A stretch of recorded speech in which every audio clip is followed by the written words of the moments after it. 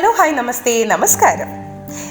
ഈ പൊരിഞ്ഞ ചൂടിന് ആശ്വാസമേകാൻ ഇതിലും പറ്റിയൊരു ജ്യൂസ് ഇല്ല എന്ന് തന്നെ പറയാം. പൊട്ടുവെള്ളരി, അതുമല്ലെങ്കിൽ കക്കിരി ജ്യൂസ്. ഒരു മിക്സിയുടെ പോലും സഹായമില്ലാതെ പെട്ടെന്ന് തന്നെ തയ്യാറാക്കിയെടുക്കാവുന്ന വളരെ ടേസ്റ്റി ആയിട്ടുള്ള റിഫ്രഷിങ്ങുമായിട്ടുള്ള ഈ ഒരു ജ്യൂസ് കുടിച്ചാൽ ശരീരമാകെ തണുത്ത് കിട്ടുമെന്ന് പറഞ്ഞാൽ മതി. ഈ ഒരു ജ്യൂസിനെ കുറിച്ച് സത്യം പറഞ്ഞാൽ ഞങ്ങൾ അറിയുന്നത് ഞങ്ങളുടെ ഒരു കൊടുങ്ങല്ലൂർ യാത്രക്കിടയിലാണ്. വഴി നീളെ ഈ ഒരു പൊട്ടുവെള്ളരി ജ്യൂസ് പല പല കൊച്ചു കൊച്ചു കടകളിലായിട്ട് വെച്ചിട്ടുണ്ട്. അപ്പോൾ അങ്ങനെയാണ് ഞങ്ങൾ ആദ്യമായി ഈ ഒരു പൊട്ടുവെള്ളരി ജ്യൂസ് കുടിച്ചു നോക്കുന്നത്. സത്യം പറയാലോ, ഇത് കുടിച്ചാൽ ഈ ജ്യൂസ് പോകുന്ന വഴി മുഴുവൻ നമുക്കറിയാം. അത്രയ്ക്ക് ശരീരം തണുപ്പിക്കുന്ന ഒരു പ്രത്യേകതരം ജ്യൂസാണിത്. ഇതൊരു വളരെ സീസണൽ ആയിട്ടുള്ള ഒരു ഫ്രൂട്ടും കൂടിയാണ്. തൃശ്ശൂർ ഭാഗത്ത് താമസിക്കുന്ന ആളുകൾക്കെല്ലാം ഒരു പക്ഷേ ഈ ഒരു ഫ്രൂട്ടിനെ കുറിച്ച് അറിയായിരിക്കും. ഈ ഒരു പൊട്ടുവെള്ളരി ജ്യൂസ് 3 വിധത്തിൽ അമ്മ സ്വാദിഷ്ടമായി തയ്യാറാക്കുന്നത് എങ്ങനെയെന്ന് നമുക്ക് കാണിച്ചു തരും. നമുക്കത് കണ്ടിട്ട് മടങ്ങി വരാം. ഞാനിപ്പോൾ ഇതുപോലെ ഒരു നല്ല പഴുത്ത പൊട്ടുവെള്ളരിയുടെ പകുതി ഭാഗമാണ് എടുത്തിട്ടുള്ളത്. ഇപ്പം നന്നായി വാഷ് ചെയ്തെടുത്തിട്ടുള്ളതാണ്.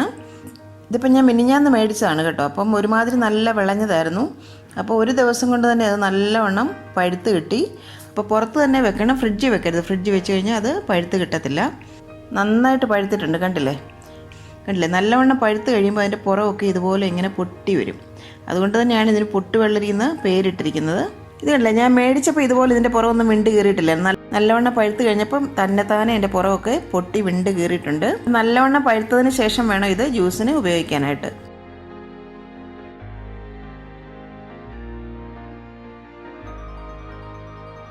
അപ്പോൾ ആദ്യം തന്നെ നമുക്കിതിൻ്റെ ഈ കുരുവൊക്കെ ഒരു സ്പൂൺ കൊണ്ടൊന്ന് സ്കൂപ്പ് ചെയ്തെടുക്കാം.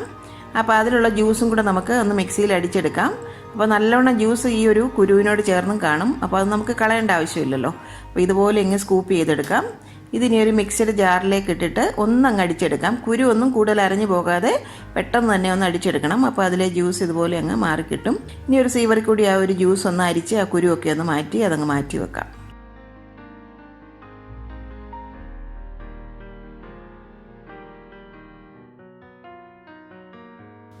ഒന്നുകിൽ ഇത് സ്കിന്നോട് കൂടി തന്നെ ഇതിനകത്തുള്ള ഫ്ലഷ് ഒരു സ്പൂൺ കൊണ്ട് നമുക്ക് സ്കൂപ്പ് ചെയ്തെങ്കിൽ മാറ്റാം. ഇനി അതല്ലെങ്കിൽ ഒരു നൈഫ് കൊണ്ട് അതിൻ്റെ പുറത്തെ ആ സ്കിന്നൊക്കെ പതുക്കെ ഒന്ന് റിമൂവ് ചെയ്യുക.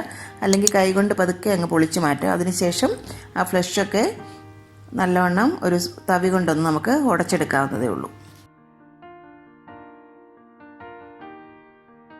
ഈ ഫ്ലഷൊക്കെ ഇതുപോലെ ഒരു സ്പൂൺ കൊണ്ട് തന്നെ ഒന്ന് സ്കൂപ്പ് ചെയ്ത് ഒരു ബൗളിലേക്ക് നമുക്കങ്ങ് മാറ്റാം.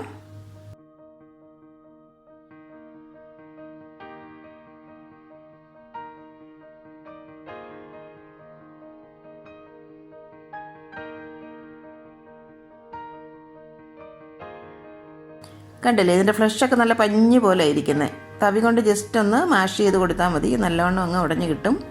മിക്സഡ് ഒന്നും ആവശ്യമില്ല. ഞാനിപ്പോൾ ഈ ഫ്ലഷൊക്കെ ഒന്ന് 3ആയിട്ട് ഡിവൈഡ് ചെയ്തെടുക്കുന്നുണ്ട്. ഒരു 3 രീതിയിൽ ഇതെങ്ങനെ തയ്യാറാക്കാമെന്നാണ് കാണിക്കുന്നത്. അപ്പോൾ ഇത് തവി കൊണ്ടൊന്ന് നമുക്ക് മാഷ് ചെയ്തെടുക്കാം. ചെറിയ കഷ്ണങ്ങളൊക്കെ ഒന്ന് കടിക്കാനായിട്ട് കിടന്നോട്ടെ, അത് നല്ലതാണ് നമുക്ക് കുടിക്കുമ്പം. ഇനി ഒരു ബൗളിലേക്ക് മധുരത്തിന് ആവശ്യമായിട്ടുള്ള പഞ്ചസാര ചേർത്ത് കൊടുക്കാം. ഒരു 3 ടേബിൾ സ്പൂൺ പഞ്ചസാര ഞാനിവിടെ ചേർത്ത് കൊടുക്കുന്നുണ്ട്.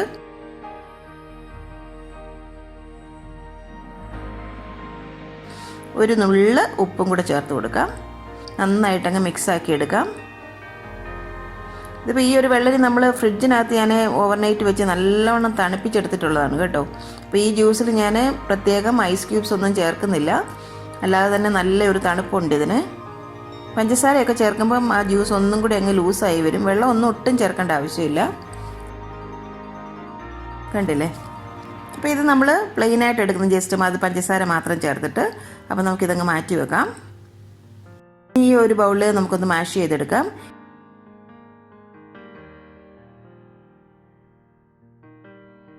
ഇതിലേക്ക് ഒരു 3 ടേബിൾ സ്പൂൺ കട്ടിയായിട്ടുള്ള തേങ്ങാപ്പാൽ കൂടെ നമുക്ക് ഒഴിച്ചു കൊടുക്കാം.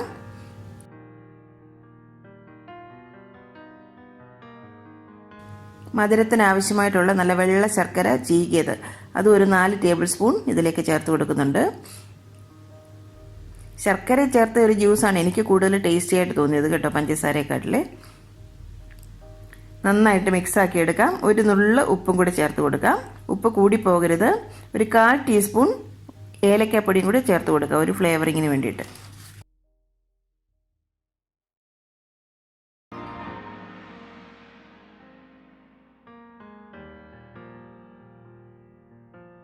ഇനി മൂന്നാമത്തെ രീതി, ഇത് നമുക്ക് നന്നായിട്ട് അങ്ങ് ഉടച്ചെടുക്കാം.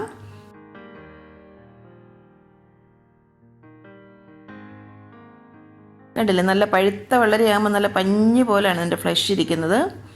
ഇതിലോട്ടും മധുരത്തിന് ആവശ്യമായ ഒരു 4 ടേബിൾ സ്പൂൺ ശർക്കര ചീകിയത് ചേർത്ത് കൊടുക്കുകയാണ്. 1/4 ടീസ്പൂൺ ഏലക്ക പൊടിച്ചത്, ഒരു 2 ടേബിൾ സ്പൂൺ തേങ്ങ തിരുമിയതാണ് ഇതിലേക്ക് ചേർത്ത് കൊടുക്കുന്നത്.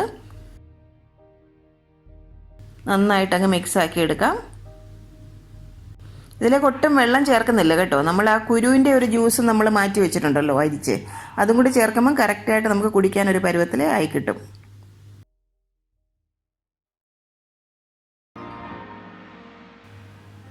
ഇനി നമുക്കിത് സെർവിങ് ബൗളിലേക്ക് സെർവ് ചെയ്യാം. ഇനി അതിൻ്റെ പുറത്തായിട്ട് ആ കുരു അടിച്ച് വെച്ചിരിക്കുന്ന ജ്യൂസും കൂടെ കുറച്ച് ഒഴിച്ചു കൊടുക്കാം. ഇനി ഇതിൻ്റെ പുറത്തായിട്ട് കുറച്ച് നിലക്കടല, കപ്പലണ്ടി, അതൊരു 15 മിനിറ്റ് ഞാൻ വെള്ളത്തിലൊന്ന് സോക്ക് ചെയ്യാൻ വെച്ചിരുന്നതാണ്. അത് മിക്സർ ജാറിലിട്ട് ഒന്ന് ക്രഷ് ചെയ്തെടുത്ത് ഇതിൻ്റെ പുറത്തേക്ക് ഇട്ട് കൊടുക്കാം. അപ്പം നമ്മൾ ജ്യൂസ് കുടിക്കുമ്പോൾ ഇതിൻ്റെ ഇടയ്ക്കിടയ്ക്ക് ഈ ഒരു കപ്പലണ്ടിയും കൂടെ കടിക്കാൻ കിട്ടും. അപ്പോൾ അത് നല്ലൊരു ടേസ്റ്റാണ്. അതിന് പകരം കാഷ്നട്ട് വേണമെങ്കിലും ചേർക്കാം. ഈ ഒരു ജ്യൂസ് ഇനിയും തേങ്ങാപ്പാലിന് പകരം പശുവിൻ പാൽ ചേർത്തും തയ്യാറാക്കാം കേട്ടോ. അതും വളരെ ടേസ്റ്റിയാണ്. ഇനി ഒരു മിൽക്ക് ഷേക്കായിട്ട് നമുക്ക് തയ്യാറാക്കി എടുക്കണമെങ്കിൽ നമ്മുടെ ഈ ഫ്ലഷ് എടുത്തിട്ട് പാലും കൂടി ചേർത്തിട്ട് മിക്സർ ജാറിലിട്ട് നന്നായിട്ട് അടിച്ച് പതപ്പിച്ചെടുക്കണം. അതിനുശേഷം സെർവ് ചെയ്യുമ്പോൾ അതിലേക്ക് കുറച്ച് ആ ഫ്ലഷിൻ്റെ ആ ഒരു കഷ്ണങ്ങളൊക്കെ കുറച്ച് മാറ്റി വെച്ചിട്ട് അതിൻ്റെ മുകളിലേക്ക് സെർവ് ചെയ്തിട്ട് കൊടുത്താൽ മതി. അപ്പോൾ നമുക്ക് കഷ്ണങ്ങൾ കടിക്കാനും കിട്ടും, ബാക്കി കുടിക്കാനുള്ള ജ്യൂസ് നല്ല സ്മൂത്തായിട്ടും കിട്ടും. ഇനി അങ്ങനെ വേണമെങ്കിൽ അങ്ങനെയും തയ്യാറാക്കാം. അതും നല്ല ടേസ്റ്റിയാണ് കേട്ടോ. ഇതിപ്പോൾ നമ്മൾ മിക്സി ഒന്നും ഉപയോഗിക്കാതെ തയ്യാറാക്കുന്ന രീതിയാണ് കാണിച്ചിരിക്കുന്നത്. ഇതിന് മൂന്നിനും വ്യത്യസ്തമായ ടേസ്റ്റാണ്. അതൊക്കെ നിങ്ങളുടെ ഇഷ്ടം അനുസരിച്ച് ഏത് രീതിയിൽ വേണമെങ്കിലും നിങ്ങൾക്ക് തയ്യാറാക്കാം. എന്തായാലും ഈ ചൂടത്ത് ഈ ഒരു ഗ്ലാസ് കുടിച്ചാൽ ശരീരം ഒന്നാകെ തണുപ്പിക്കും. എനിക്കത് മാത്രമേ പറയാനുള്ളൂ. വീഡിയോ കണ്ടിട്ട് നിങ്ങളുടെ ഫീഡ്ബാക്കൊക്കെ ഞങ്ങളെ അറിയിക്കാനും മറക്കരുത്.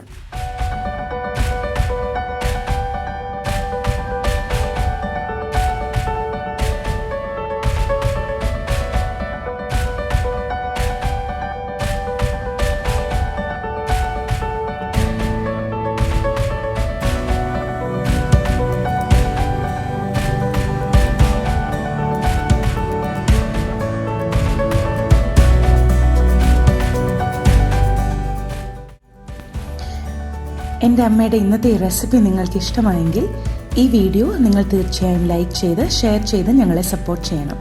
ഒപ്പം തന്നെ കറി വിത്ത് അമ്മ സബ്സ്ക്രൈബ് ചെയ്യാനും ബെൽ ഐക്കൺ ക്ലിക്ക് ചെയ്യാനും മറക്കരുത്. പെട്ടെന്ന് തന്നെ ഞാനും അമ്മയും മറ്റൊരു റെസിപ്പിയുമായി എത്തും. അതുവരേക്കും നന്ദി. Good bye.